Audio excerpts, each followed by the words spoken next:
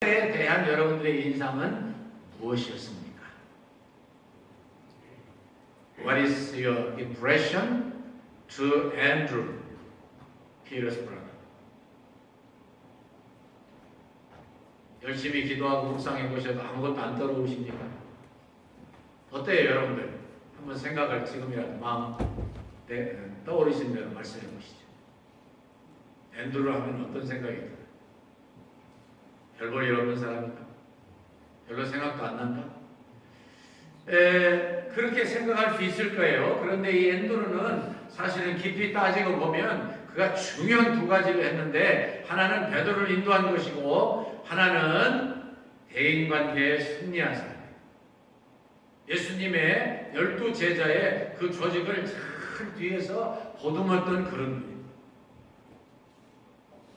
여러분들 세대가 발달할수록 사람들이 정말 어떤 사람이 진짜 리더냐 생각하지 아니할 수 없게 만들 것이에요. 앤드루는 주도적이고 리더십이 강력해서 사람을 끌고 나가고 무슨 일을 앞장서서 담당하는 그런 분은 아니었어요. 그런데 그분은 배후에서 그렇게 하던 형님인지 동생인지 그건 성경이 잘 말씀하고 있지 않으니까 잘 모르겠지만 뭐 형님이라고 해서 좋을지 모르겠어요. 형님 베드로를 위에서 뒤에서 쫙 혹시 부족한 부분, 빠뜨릴 수 있는 부분, 연약한 부분 쫙 보충해 주면서 아마 이 여러분들 그 심리 파악에 있어서 네 가지 기질을 히포크라테스 때부터 들어오셨습니다만은 이 요즘은 그렇게 말씀하잖아요. 담즙질, 우울질, 무슨 다혈질 그렇게 말하지 않습니다. 상당히 부드럽고 그리고 현대적인 표현으로 상당히 어필하게 말씀하고 있어요.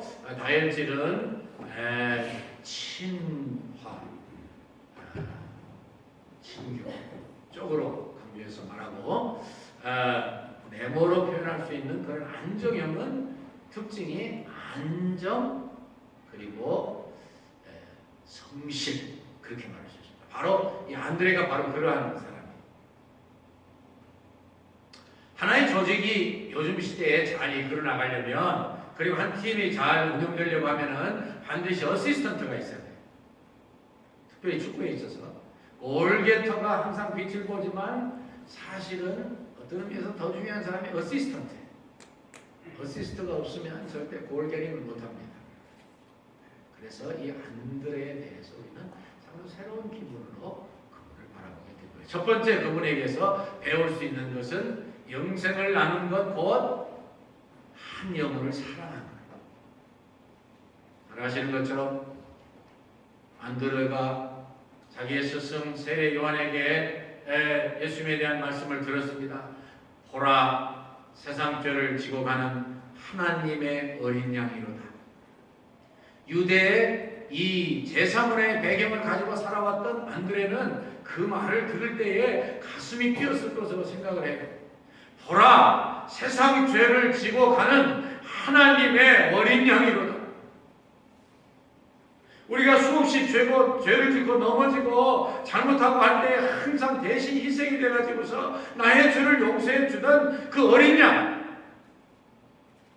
그런데 자기만 아니라 세상의 모든 죄를 지고 지금 죽어가셔야 되는 하나님의 어린 양이 육신의 몸을 입고 지금 자기 앞을 지나가고 계시다. 누구보다도 경건하고 성실하고 정직했을 이 안드레가 존경하는 스승님 세례 요한의 말씀을 듣고 마음이 뭉클했어요. 두 번째 또 들었어요. 그래서 보라, 세상 죄를 지고 가는 하나님의 어린 양이로다. 그래서 그 세례 요한의 제자 중에 두 사람이 예수님을 따라갑니다. 따라가니까 예수님 물어보시죠. 너희가 무엇을 원하느냐? 네, 랍비여 어디 계십니까? 우리가 좀 가보고 싶습니다. 그래서 그날 저녁에 함께 거했다고 그렇게 성경은 요한복음 1장에서 말씀하고 있습니다. 예수님을 만나서 함께 거하는 교제의 특권을 최초로 누린 사람 중에 하나가 안드레. 그런 예수님을 바라보고 세례 요한의 스승의 말을 듣고서, 그리고 예수님의 말씀을 듣고서 이 말씀이 얼마나 진리다, 얼마나 생명이다 파악할 수 있는 그런 능력이 있었고 귀를 그렇게 사용할 줄 알았고 말씀을 들을 때 받아들여서 결단해서 이 예수님이 메시아라고 판단하고 그 행동을 할 줄 아는 사람이었어요. 굉장한 사람이죠. 굉장히 똑똑한 사람, 영감이 있는 사람. 특별히 마태복음 4장 17절로 20절 말씀에 보면 처음에 요한복음에서 예수님을 만났을 때는 세례요한이 아직 갇히지 아니했죠. 그러나 얼마 후에 갇혔어요. 그러니까 마가복음이나 이 마태복음에 보면 세례요한이 옥에 갇힌 후에 예수님이 갈리 해변에서 베드로와 안드레를 보고서 말씀을 했습니다. 나를 따라오너라. 내가 너희를 사람을 낚는 어부가 되게 하리라. 위닝 소울을 하는데 내가 너를 도구로 쓰고 싶다. 그때 그물을 버려두고 즉시 예수님을 따랐습니다. 이게 그의 놀라운 결단력이에요. 그의 성품이 차분하고 세밀하고 사랑스럽고 뒤에서 감싸는 그런 성품이라고 해서 결단력이 없는 건 아니에요. 결단력을 발휘해서 예수님 좀 생각해 보겠습니다. 기도할 시간이죠. 그거 아니에요. 그에 있어서 가장 중요한 생활의 도구인 금을 딱 버려두고서는 예수님 쫓았어요. 예수님 쫓아서 손해봤어요? 이익봤어요? 이익봤죠. 그는 하나님의 말씀, 성자 하나님, 메시아의 말씀을 들을 수 있는 귀가 있었고 판단할 수 있는 마음이 있었고 결단할 수 있는 의지력이 있는 대단히 훌륭한 사람이에요. 여러분들처럼. 그래서 그가 평범하게 이 갈리 바닷가에서 계속해서 고기를 잡고 겨우 인생을 어렵게 영위해 갈 수밖에 없는 삶에서 위대한 천국의 일꾼으로 위대한 지도자로 삶을 살았어요. 여러분들과 저가 한 일입니다. 그래서 그가 처음 예수님을 만나고 함께 거하면서 예수님이 누구신 것을 알고 난 다음에 가슴이 벅찼습니다. 참을 수 없는 기쁨이 넘쳐났습니다. 그래서 그가 즉시 한 일이 뭐예요? 자기 형제 베드로에게 가서 말을 했어요. 우리가 메시아를 만났다. 형! 이 메시아를 만났단 말이에요. 그러고 설득시켜서 데리고 예수님께 왔어요. 한 영혼을 사랑한 놀라운 하나님의 사랑.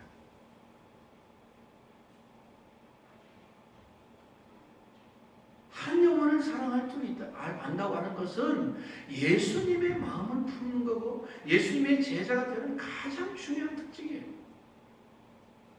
오늘날 그대로 우리 생활에 적용됩니다. 다시 말씀드립니다. 한 영혼을 사랑하는 사람 절대로 손해보는 삶을 살지 않습니다. 희생되는 것 같죠. 시간 쓰는 것 같죠. 물질 쓰는 것 같죠. 그거보다 더 중요한 곳에 시간 쓰고 물질 쓸 곳이 어디 있습니까? 여러분들과 제가 교회 부흥에 대해서 어느 교회 못지않게 신경 쓰고 기도하고 애쓰고 있습니다.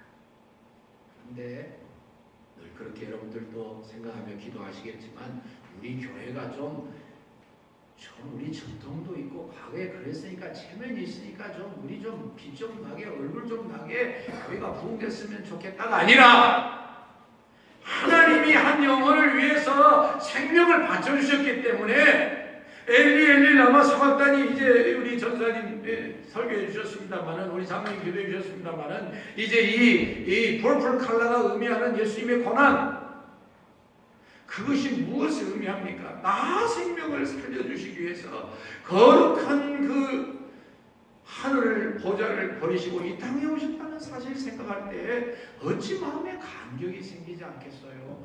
나 같은 죄인 어거스틴의 말씀을 다시 한번 이용하고 싶습니다만은 우리 하나님께서는 나 혼자 세상에 살다가 나 혼자 범죄했어도 나 한 사람을 위해서라도 예수님을 보내셨을 것이다. 이것이 하나님의 사랑입니다. 그렇기 때문에 여러분들과 제가 한 시간이나 빨라졌는데 어저께에 비해서 이렇게 달려나와서 예수 믿고 주님 찬양하고 예배드리는 거예요. 근데 그 감격을 혼자만 간직하지 않고 나누는 것, 불쌍한 영혼을 보고 많은 사람들이 육신적으로 고생하고 경제적으로 힘들어하고 아파서 고생하는 그것만 보는데 그게 아니라 그것의 근본적인 문제인 영혼 구원 그것을 위해서 안타까워하고 애쓰고 수고하고 힘을 쓰면 하나님께서 영광 받으시고 영은 불행하게 하시고 육신적인 것도 해결해 주실 줄로 믿습니다.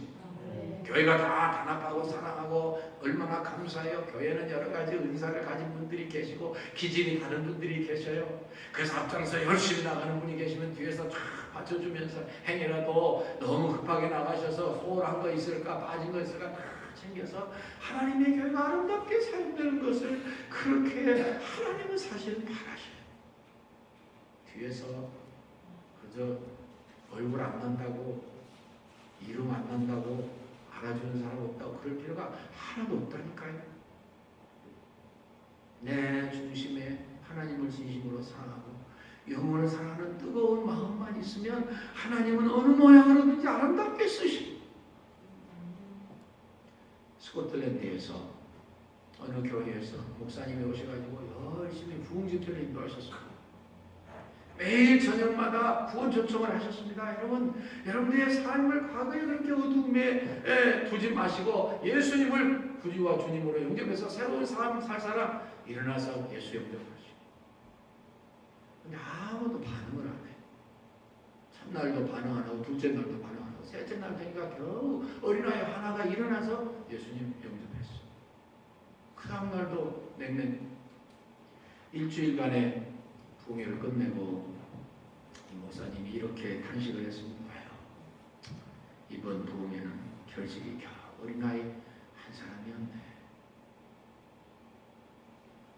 쓰디쓴 마음으로 그렇게 고백을 했어요. 그런데 그 목사님이 20년 후에 자기가 부흥집회를 인도했던 그곳에 다시 와서 보고서 자기 말이 얼마나 틀렸는가를 체험하게 됐어요. 왜냐하면 그 어린아이 한 사람이 누구냐면 그 유명한 데이빗 리빙스턴이에요. 데이빗 리빙스턴. 그 열사에라는 밀림의 그 고통 속에서 사자에게 팔이 뜯기면서까지 아프리카를 하나님의 사랑과 그리스도의 복음으로 뒤집어놓은 리빙스턴. 결과는 하나님께 맡기고 나는 최선을 다할 뿐이에요. 하나님께서 함께 하시면 하나님께서 우리의 중심에 그 열정과 사랑과 견디지 못하는 제가 다시 말씀드리지만은요. 전 그 말씀을 제가 읽고 여러분들에게 소개를 드렸으면서도 다시 많은 분들과 나누고 싶어요. 그 유명한 C.S. 루이스 영국의 그 유명한 교수님이죠. 캠브리지 대학교에. 그분이 아름다운 글을 많이 써서 이 지성인들을 많이 하나님께로 인도했는데 그분이 무슨 글을 쓰셨냐면요. 책을 쓰셨냐면은 천국과 지옥의 대화. 거기에 보면은 이제 천국의 입구에 어떤 사람이 서 있어요. 수문장이죠. 많은 사람들이 와서 이 수문장과 이 대답을 해가지고서 합격하면 들어가요. 근데 질문이 뭐냐면요. 이렇게 질문합니다. 당신은 예수님을 믿은 이후에 참을 수 없는 기쁨으로 이제까지 살아오셨습니까? 참을 수 없는 기쁨으로 이제까지 살아오셨습니까? 그리고 지금 그 기쁨을 가지고 이 자리에 섰습니까? 얼마나 핵심적인 말이고 당연한 말인데도 우리의 가슴을 철렁하게 만드는 말씀이죠.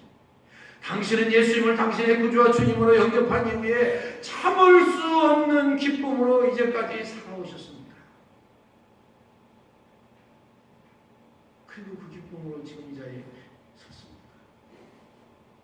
너무도 당연한 것인데 예수 믿는 건 그런 겁니다. 예수 믿는 건 그런 겁니다. 안드레의 마음에 역사하셨던 그 하나님께서 그 마음을 참을 수 없어서 계속 그 마음을 가지고 사람들을 인도하게 하시는데 유명한 베드로를 인도하게 하셔요. 베드로는 위대한 사람입니다. 진짜 하나님이 놀랍게 쓰셨습니다. 한번 설교할 때에 하루에 3,000명씩 얘기하고 돌았습니다. 초대교회에 베드로가 없이는 물론 예수님 당시도 그렇지만은 어떻게 이 세상이 이 위대한 기독교의 세상이 열릴 수 있었겠어요? 그런데 그 베드로를 인도한 분이 안드레고 안드레가 없었더라면 어떻게 될 뻔했어요? 여러분들과 제가 하는 일이 바로 안드레 역할일 수 있습니다. 아멘. 할렐루야. 우리는 누구나 다 1등하라고만 배웠어요. 야, 남에게 지지 마. 알았지? 요즘은 또 많이 좀 달라졌을 거예요. 최소한 여러분들과 제가 자라는 동안은 그렇게 배웠어요. 그래서 누구나 다 1등 해야만 하는 걸로 알지, 뒤에서 소리 없이 빚도 없이 도우며 사랑하며 연약한 곳, 빈 곳을 메꾸면서 하나님 보시기에 합당한 대로 사는 사람들은 많지 않을 수 있어요. 그러나 하나님께서 원하시는 사람은 그거 아니라고요. 자기의 기질대로 내가 그런 것을 해서 기쁘고 즐겁고 좋으면 그게 열심히 하는 거예요. 또 하나 안드레에게서 배울 수 있는 것은 대인관계의 승리자입니다. 대인관계의 승리자에 대해서 이렇게 저는 설명할 수 있습니다. 안드레에 대한 기록이 많지 않기 때문에 그에 대해서 말씀하기가 어렵지만 한 생명을 사랑하고 사람들을 그렇게 소중히 여겼어요. 대인관계의 승리자예요. 대인관계의 승리를 아니면 어떻게 됩니까? 모든 사람을 예수님 대하듯이 대해야 돼요. 재미있는 사건이 두 군데가 더 나오죠. 그런데 그 중에 제일 안드레에 대해서 많이 기록한 복음서가 요한서입니다. 요한복음입니다. 그것도 어떤 학자가 이렇게 추측을 해요. 안드레가 대인관계에 참 승리하고 따뜻한 사람이고 위로해주는 사람이고 안아주는 사람이기 때문에 요한과 친했다는 거예요.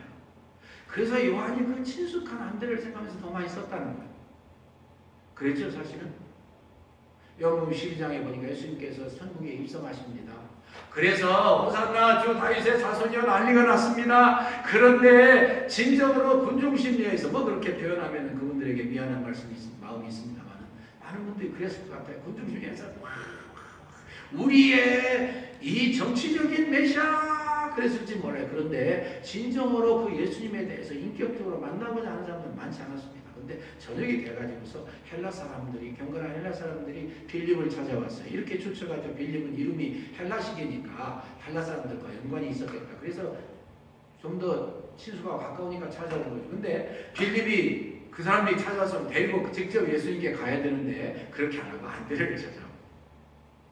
아마도 추측한데 안드레가 참 따뜻한 사람이고 배려가 깊은 사람이니까 왠지 안드레하고 가면 그저 모든 게 다 이해되고 협력이 되고 같이 가는데 즐거울 것 갔었던 거 아닌가 이렇게 추측하는 거 저는 옳다고 생각해요. 하나 더 그의 참 그 깊은 마음을 이해할 수 있는 건 뭐냐면 요한복음 6장에서입니다. 요한복음 6장에서 예수님께서 이렇게 말씀이 너무 기가 막히고 천국 말씀이 흘러나오는데 얼마나 감격스러워요. 사람들이 집에 갈 줄 모르는데 예수님은 아셨죠. 이제 저녁까지 굶었으니까 당시에 영양이 시원찮으니까 그냥 굶겨서 보내면 쓰러질 사람이 있을 거 아니에요.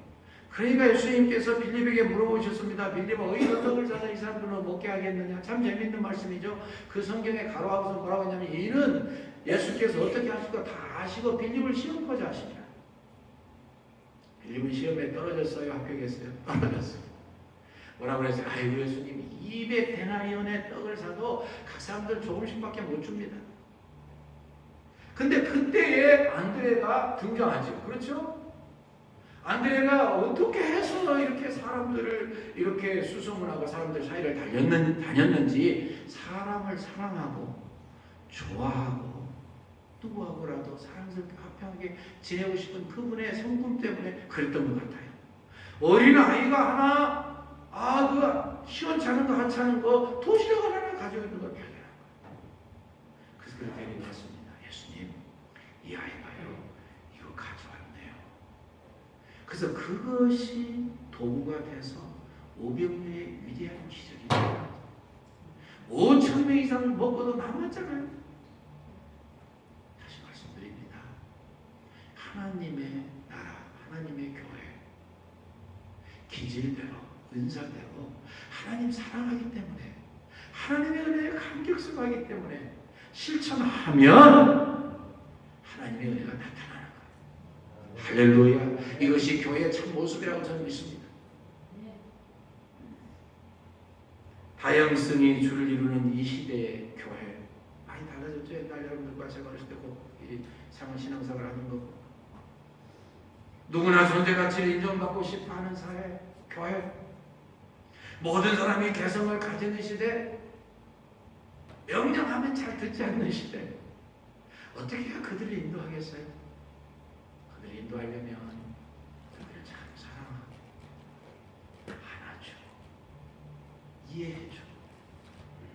그리고 그들을 우리 예수님 명령하신 대로 죽게 하듯이 대하면 누가 안 끌려오겠어요? 그것이 진정한 이 시대의 리더십이라고 저는 믿습니다. 대인관계에 승리하면 그분은 무엇보다도 큰 재산을 얻는 사람이에요. 두고 보세요. 그분들은 반드시 성공하다고 했습니다. 앤이라고 하는 그 고급 레스토랑에 그 참 유능했던 웨이트리스는 정말 훌륭한 사람이었어요. 자기 직업에 대해서. 그리고 얼굴도 예쁘고 외모도 훌륭해가지고 그 손님들을 대할 때는요, 그 미모가 더 발산되는 굉장한 사람이었어요. 근데 어느 날 자기가 근무하는 일하는 고급 레스토랑에 어떤 시골 농부 할아버지가 한 분이 들어왔어요. 한눈에 판단하기를 저 사람은 동네에서 와가지고 아마 무료 음식을 얻어먹으려고 하는 사람인가 보다 판단을 하고, 싫지만 손님인데 어떻게 갔습니다. 그러니까 이 할아버지가 말씀하기를 물 좀 주세요. 나는 너무 목마릅니다. 예니가 대답합니다. 이 식당은 고급 식당으로서 고급 포도주와 음료수만 팝니다. 물 같은 것만 신청하려면 다른 데로 가주세요. 그러니까 할아버지가 거짓말합니다. 아니, 나는 목이 너무 마렵기 때문에 나에게 물을 먼저 좀 주시오. 그럼 내가 차차 음식을 시키겠습니다. 거짓소리 하니까 이 애니가 짜증이 났어요. 할아버지는 고급 음식도 고급 음료도 시킬 수 없습니다. 그거 가지고 시간 끌지 마시고 좀 시간 절약하기 위해서 나가주세요. 하도 애니가 쌀쌀하게 하니까 할 수 없이 할아버지가 일어나면서 카운터로 가는데 뒤돌아오면서 이런 말씀을 남겼습니다. 남에게 대접을 받고자 하는 대로 대접해야 되는 거 아니에요? 그러고 나갔습니다. 그 다음 아침 일찍 매니저에게서 각 그 직원들에게 전화가 왔어요. 사장님과 지배인님이 방문하니까 여러분들 아침에 좀 다 나오시기 바랍니다. 이 애니는 너무 기분이 좋았어요. 이제 내가 일을 잘하기 때문에 급료가 올라가는 중요한 기회인가 보다. 그러고서는 다 머리를 손질하고 옷을 매옷을 다 단정히하고 갔습니다. 검은 차가 딱 오고서는 거기서 노인 한 분과 지배인이 딱 들어왔어요. 들어와서는 한 사람씩 다 만나는데 직원들이 미소로 인사를 다 했습니다. 조금 지나니까 이 매니저가 애니에게 사장님이 당신을 만나고 싶어 하십니다. 이제 드디어 기회가 왔구나. 그래서 가가지고서는 딱 만나서 인사를 하고 딱 얼굴을 쳐다보니까 어저께 그 노인. 깜짝 놀랐습니다. 그래 뭐라고 사과하고 싶었는데 정신이 아찔한데 이미 틀렸다는 생각을 하고 가만히 있었더니 좀 나가주세요. 당신을 해고합니다. 참 성경의 진리는 그 식당 주인께서 말씀하셨습니다. 그렇게 진리일 수가 없어요. 남에게 대접을 받고자 하는 대로 너희도 남을 대접하라. 만약에 이 애니가 그 말씀이라도 제대로 받아들여서 그가 참신함을 가졌다고 한다면 결코 실수하지 않았을 거예요. 제가 생각해보니까 애니가 한 것이 결코 잘못이 아니에요. 세상 모든 사람들이 다 그렇게 살아요. 자기 시간 없고 그리고 자기 할 일 바쁘고 자기가 뭐 직장도 열심히 근무해야지 집에 일도 돌봐야지 바쁘니까 짜증나죠. 자기 괜히 와가지고서 저 시비건 같으니까 그러니까 쫓아내요. 그런데 하나님을 섬기는 사람, 하나님을 믿는 사람, 예수님처럼 닮아보자 부단히 애쓰는 여러분들과 저는 그럴 수 없잖아요. 그래서 반드시 제가 이 말씀을 준비하는 생각해보니까 반드시 하나님의 사람들은 하나님을 사랑하고 하나님을 기쁘시게 될 뿐만 아니라 성공할 수밖에 없다. 그런 확신을 가지게 됐어요. 교회에서는 더구나 말할 필요가 없죠. 모든 일을 할 때 죽게 하듯 하라. 왜 실패가 되고 왜 성공 못하게 되겠어요? 아니에요. 마지막으로 말씀만 드립니다. 이 안드레는 그렇게 한 영혼을 사랑하고 자기가 구원받아서 감격스러워서 목격돼서 부전히 전했고, 그리고 이 예수님 특별히 12제자의 조그마한 소사이어티에서 항상 사람들에게 잘 돌보고 안아주고 위로하고 격려하고 세워줬던 것 같아요. 그가 오순절 성령 강림으로 성령 충만 받고 사도들이 다 선교를 할 때 그는 부지런히 선교해서 에베소에서 주로 선교했고, 더 나아가서 그가 땅끝까지 이르러 증인되라 하는 명령을 받아서 순종했는지 멀리 러시아 남부 지방까지 스키티아까지 가서 선교하면서 거기서 많은 죽을 고비를 넘겼습니다. 돌 여러 번 맞을 뻔했어요. 그러나 책을 더 많이 이렇게 연구해 본문에 보고대로 이렇게 쭉 더 살펴보면은 결국은 그가 마지막에는 그리스 지방에 와서 유명한 고린도가 있는 아가야 지방에서 마지막 페투테라고 하는 곳에서 선교했습니다. 감사하게도 그의 지방의 주지사격인 에게테스의 아내와 동생에게 복음을 전해서 그들이 다 예수 믿게 됐어요. 근데 정작 주지사인 에게테스는 별로 탐탁지 않게 생각하고 별로 짜증나게 생각했습니다. 그가 생각할 때는 자기들이 믿는 이 종교 이외에 다른 이교를 전한다고 생각해서 가만두지 않겠다고 생각하던 중에 그 신하들이 다 합심이 돼가지고 이 안드레를 죽이려고 결정을 했습니다. 에게테스는 사실은 그런데도 불구하고 이 안드레아의 그 진실하고 깨끗하고 그리고 정성 어린 그 모습을 보고서 내심 존경했지만 이 흐름이 그런지라 X자 십자가를 만들어서 못 박혀 죽이기로 했어요. 그리고서 마지막으로 이야기합니다. 이보시오, 당신 지금이라도 예수 신앙 포기하고 다 풀려나기를 바랍니다. 그때 안드레 사도님은 그를 많이 바라보면서 이렇게 이야기했습니다. 주지사님, 당신은 당신의 영혼을 잃어버리지 마시오.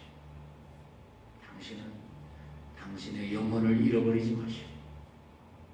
무슨 이야기예요? 자기가 그렇게 아내와 그리고 동생이 예수 믿은 그 예수님을 통해서 당신도 영혼 구원하기를 마지막까지 떳떳하게 진실하게 확실하게 나를 보내신 예수님의 복음을 전하고 X십자가에 달려서 죽은, 그래서 X십자가는 안드레의 상징이에요.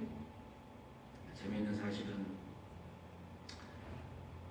머릴로라고 하는 화가가 성 안드레아의 순교라고 하는 한더 명화를 남겼는데 X자 십자가에 죽는 안드레 옆에 어떤 소년 하나가 눈물을 흘리고 있어요. 울고 있어요. 근데 이 소년이 누구냐면은 바로 오병이어를 바친 소년이에요. 안드레 사도님 때문에 내가 이것을 드릴 수 있었고 예수님께 칭찬 들을 수 있었고 예수님께 오병이어의 기적을 체험받는 놀라운 그러한 은혜를 받았다는 거예요. 안드레님이 아니면 절대로 나를 알아줄 사람도 없고 안드레만이 아니면 이런 일이 일어날 수 없었다. 한 생명을 사랑했던 안드레, 자기를 구원해 주신 구원의 감격으로 늘 눈물을 흘리다시피 했던 귀한 생명, 사람들을 사랑하고 대인관계에 성공하고 그가 가는 곳에는 언제나 화평이 있고 평화가 있고 위로가 있고 세워줌이 있고, 그를 통해서 하나님은 하나님의 나라를 아름답게 건설하시고 순교의 제물로 받으셔서 마지막까지 어린아이의 심령에 그 깊은 사랑을 심겨주는 놀라운 역사를 이렇게 떠나서 우리는 기억합니다. 여러분, 한 생명을 사랑하신 여러분들의 그 중심이 결코 멸시당하지 아니하실 겁니다. 하나님이 무슨 일을 통해서인지 사랑의 정성스러운 마음으로 전파하는 그 말씀의 영적인 열매로 응답해 주실 것입니다. 그리고 어느 곳에 가시든지 어느 지역, 어느 조직에 속하시든지 안 나타나도 좋고 이름 안 나도 좋고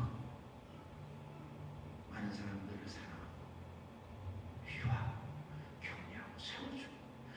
조직이 조직되게 하고 교회가 교회되게 하고 이끌어 나가게 하는데 하면서 감독같이 세미는 아버지의 사랑으로 해요. 선수들을 그렇게 세워주니까 그냥 죽을 줄 알 줄 모르고 뛰어서 어마어마한 결실이 나오잖아요. 여러분들과 제가 안드레를 기억하면서 이 모습을 보고 주님의 교회를 더 힘있게 하나 부흥시켜 나가시기를 주의 이름으로 축원합니다. 하나님 감사합니다. 오늘 안드레님을 통해서 저희들이 도전받게 하심을 감사합니다. 복음의 아버지 뜨거운 열정으로 가장 가까운 형제를 인도했던 그 복음의 열정